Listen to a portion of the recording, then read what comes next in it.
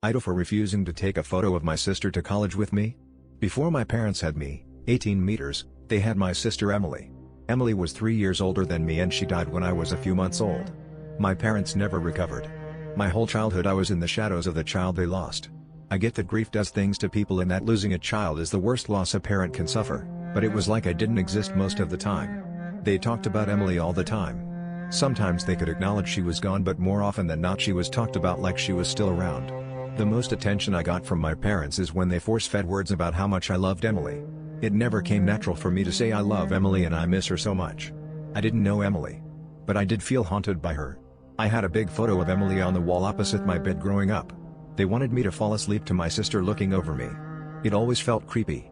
But they had photos of her in every room, even the bathroom. I remember trying to take the photo in my room down and my parents had a hugely explosive reaction.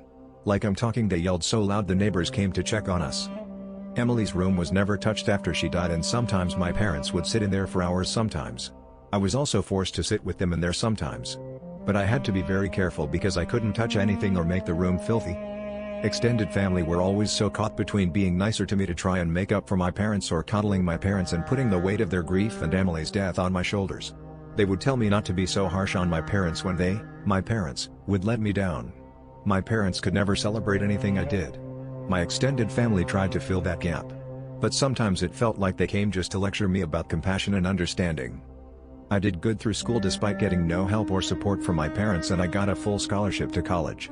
Before I left, my extended family came over to say goodbye and celebrate a little, because there could be no celebrating me at my parents' house. My parents had these photos of Emily for me to take. They told me I'd need them for my dorm. But I left them behind. I didn't want to take photos of Emily. I wanted to get away from them and that might seem really unfair. My parents realized the next day and I got a text from my dad calling me all sorts of names for leaving them behind.